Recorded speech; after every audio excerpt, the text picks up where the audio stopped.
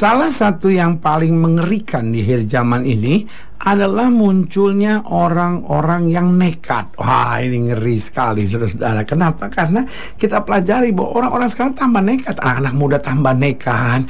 Bahkan kita lihat di sekitar kita, kejahatan juga berisi orang-orang tambah nekat. Bahkan ada banyak ibu-ibu yang berkata, aduh pendeta, wanita-wanita sekarang nekat pendeta. Suami saya diganggu terus, akhirnya jatuh juga. Aduh, gimana ya? Nah, itu yang saya bilang, setan hari-hari ini tahu betul bahwa waktunya sudah semakin singkat, sehingga kejahatan makin parah, manusia makin nekat. Nah, kita dapat pelajari ciri-ciri orang nekat. Yang pertama, tidak berpikir panjang. Dan kadang-kala ada banyak orang yang sudah mengenal kebenaran, tapi ada jadi nekat juga. Ya, habis gimana pendeta? Saya tahu sih cerai itu nggak boleh gitu, tapi saya udah nekat deh pendeta. Habis istri saya udah terlalu menyakitkan hati saya. Aduh, dia selingkuh pendeta. Kalau laki-laki selingkuh mungkin masih biasa, ini perempuan yang selingkuh, gimana ini? Nah, ini yang saya bilang bahwa banyak orang hari-hari ini udah jadi nekat, nggak pikir panjang, masa bodoh deh. Mau hancur-hancur lah, mau anak kita kacau-kacau lah, pokoknya sudah nggak tahan. Nah, ini dia saudaraku yang kasih dalam ini yang saya bilang nekat. Orang nekat tidak berpikir panjang. Ada banyak orang, aduh pelayanan baik-baik saudara-saudara, tetapi ketika kecewa sama istrinya, tertarik sama perempuan lain, aduh minta ampun saudara-saudara. Itu sebabnya banyak ibu-ibu suka bilang ini, aduh zaman sekarang laki-laki itu pendeta ya nggak bisa dipercaya pendeta, laki-laki itu bajingan semua. Saya tanya, kenapa Bu begitu? Iya, laki-laki itu sekarang gampang sekali selingkuh. Saya tanya, selingkuhnya sama siapa? Ya, sama perempuan. Ah, itu dia, berarti sama gilanya, sama bajingannya, saudara-saudara. Ya, di sisi yang sini suaminya yang selingkuh, berarti di sisi yang sana ada perempuan itu yang selingkuh. Makanya sebagai hamba Allah, intinya saya mau ingatkan, kita cenderung nekat hari-hari ini. Banyak orang sudah hamba Tuhan, sudah melayani Tuhan, bisa nekat, saudara-saudara. Sebagai hamba Allah, saya cuma mau ingatkan, ayo mari kita belajar berpikir panjang. Kita akan masih punya Tuhan, Dia akan tidak pernah mengecewakan kita. Ayo bersandar pada Tuhan. Kalaupun manusia mereka-rekakan yang jahat, percayalah Allah turut bekerja untuk mendatangkan kebaikan. Haleluya. Yang kedua, saya pelajari ciri orang nekat itu tidak takut lagi sama Tuhan. Buat dia mau firman Tuhan ke, mau khotbah pendeta ke, mau nasihat hamba Tuhan ke, masa bodoh lah. Ini yang bahaya saudara-saudara. Kenapa? Karena sudah tidak takut lagi sama Tuhan. Dalam hidup ini selalu saya bilang, modal kita yang paling utama adalah selama kita masih takut akan Tuhan. Karena orang kalau masih punya takut akan Tuhan, tidak akan berbuat dosa. Orang kalau selama masih takut sama Tuhan, hidupnya masih lurus. Orang kalau selama takut sama Tuhan, akan hati-hati dalam sikap. Makanya sebagai hamba Allah, saya mau ingatkan, apapun yang terjadi dalam hidup kita, minimal kita bilang ini, enggak Tuhan, saya takut sama Tuhan. Pokoknya cuma apa yang Tuhan mau, itu yang aku kerjakan dalam hidup ini. Haleluya. Dan yang ketiga, saya pelajari ciri orang nekat itu, fokusnya hanya pada keuntungan, kenikmatan, dan jalan keluar sesaat. Pokoknya buat orang-orang yang nekat, buat yang penting saya untung aja deh, masa bodoh kayak mau halal, mau haram jadah juga terserah deh gitu. Yang penting saya mendapat kenikmatan, ya kan? Yang penting saya dapat jalan keluar, mau itu jalan keluar yang menipu, yang cuma sesaat, masa bodoh. Makanya tidak sedikit orang sakit akhirnya pergi ke pengobatan alternatif. Kalau pengobatan alternatif ini hanya berisi pengobatan tradisional sih masih nggak apa-apa. Tetapi seringkali yang disebut pengobatan tradisional, pengobatan alternatif, itu justru berhubungan dengan orang-orang mati, justru berhubungan dengan roh-roh nenek moyang, justru berhubungan dengan kuasa-kuasa kegelapan, ya kan? Kalau dibilang, tapi kan ini bukan roh gelap pendeta, ini kan ilmu putih. Astaga, saudara gue yang kasih dalam Tuhan, Alkitab udah bilang, iblis pun menyamar seperti malaikat terang. Makanya sebagai hamba Allah, saya mau ingatkan, jangan nekat, sabar saja, setia saja, tekun saja, karena orang yang bertahan sampai kesudahannya tidak akan pernah dipermalukannya. Haleluya. Dan yang keempat, yang terakhir saya pelajari ciri orang nekat. Jadi yang pertama, tidak berpikir panjang. Yang kedua, tidak takut Tuhan. Yang ketiga, fokusnya pada keuntungan, kenikmatan, dan jalan keluar sesaat.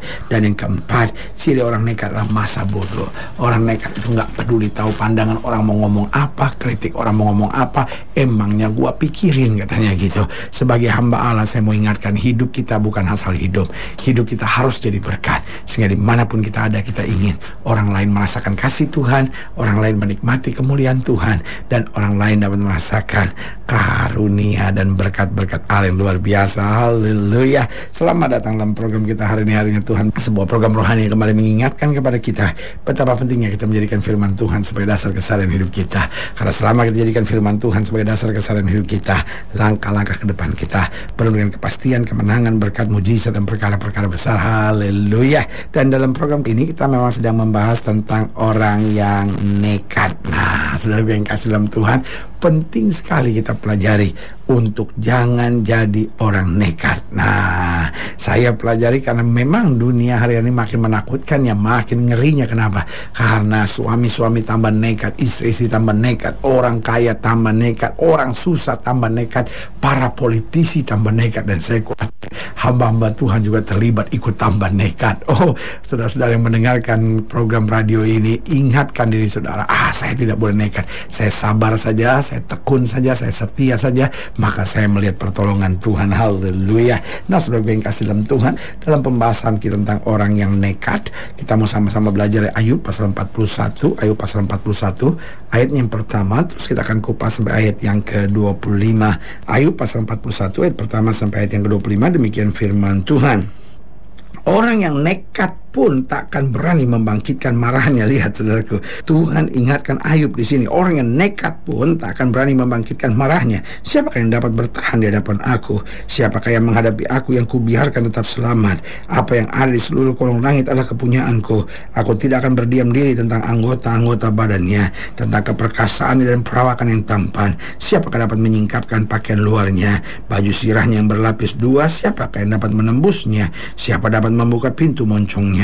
Di sekeliling giginya ada kengerian, punggungnya adalah perisai-perisai yang bersusun, terlekat rapat seperti meterai, rapat hubungan yang satu dengan yang lain, sehingga angin tidak dapat masuk. Yang satu melekat pada yang lain, bertautan tak terceraikan lagi. Bersinnya menyinarkan cahaya, matanya laksana merekanya fajar. Dari dalam mulutnya keluar suluh dan berpacaran bunga api. Dari dalam lubang hidungnya mengepul uap, bagaikan dari dalam belanga yang mendidih dan menggelak isinya.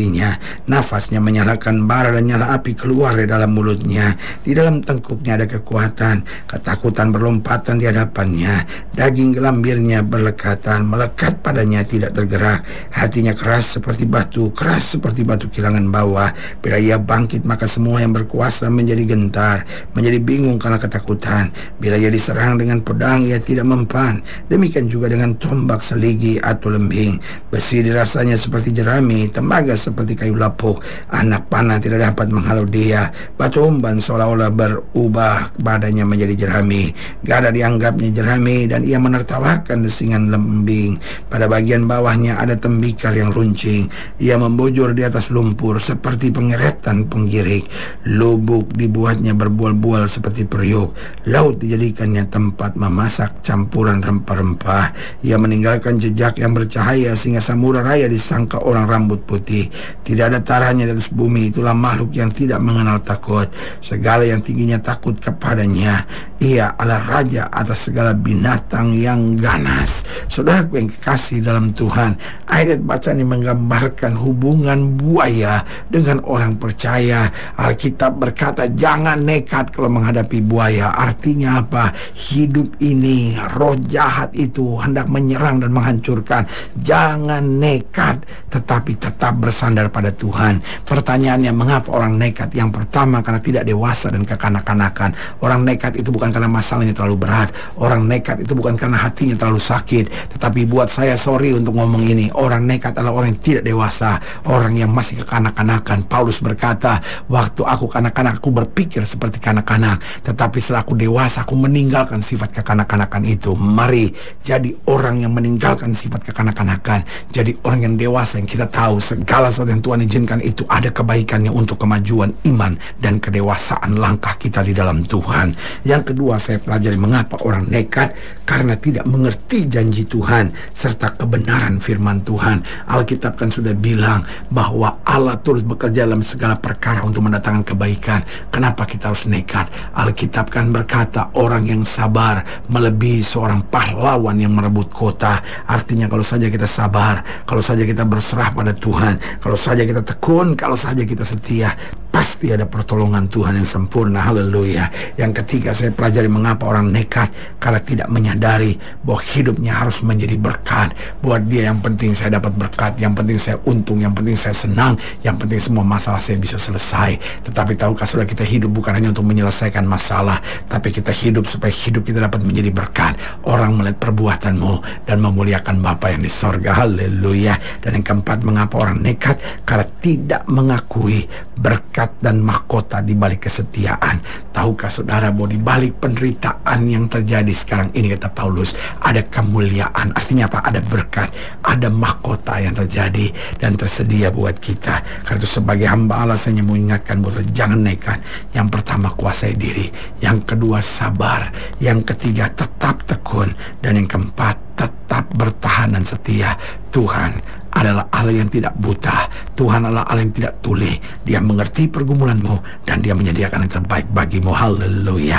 Saudara yang kasih dalam Tuhan, jika pengen nilainya lebih jauh, hubungi kami melalui telepon, hubungi kami melalui surat, kunjungi website kami, karena kami ada untuk membawa Bapak Ibu Saudara senantiasa lebih dekat pada Tuhan dan mengalami kasih kuasa mujizat yang luar biasa. Haleluya. Secara khusus melalui program ini saya mau berdoa buat siapa yang sakit, siapa yang berbeban berat, karena saya percaya bahwa bagi Allah tidak ada perkara yang mustahil. Dan saudara yang didoakan secara khusus, boleh taruh tangan kanan saudara di dada dan kita akan berdoa. Mari kita berdoa. Bapa, dalam nama Yesus, hamba doa buat yang sakit, hamba doa buat yang berbeban berat, hamba doa untuk setiap mereka yang sedang menghadapi masa-masa yang sukar, karena hamba percaya bahwa bagi Allah tidak perkara yang mustahil. Hamba juga doa buat mereka yang taruh tangan kanan yang di dada, yang sedang butuh mujizat, sedang butuh kekuatan, pertolongan, bahkan mereka yang sudah mulai nekat dalam hidupnya. Dalam nama Yesus, berikan ketenangan, ajar kami untuk berserah, ajar kami untuk tekun, ajar kami untuk setia, dan kami akan melihat campur tangan yang sempurna. Di dalam nama Yesus kami berdoa. Haleluya. Amin. Saudaraku yang kasih dalam Tuhan, kita sudah berdoa. Ingat, Allah tidak pernah lalai menepati janjinya. Inilah saatnya buat kita untuk bangkit bersemangat, bersuka cita dalam menghadapi segala perkara. Karena kita tahu Yesus hidup, Yesus berkuasa, dan selalu menyediakan yang terbaik buat anak-anaknya. Doa saya menyertai saudara. Sampai berjumpa pada program berikut, dan jangan lupa jadikan hari ini harinya Tuhan.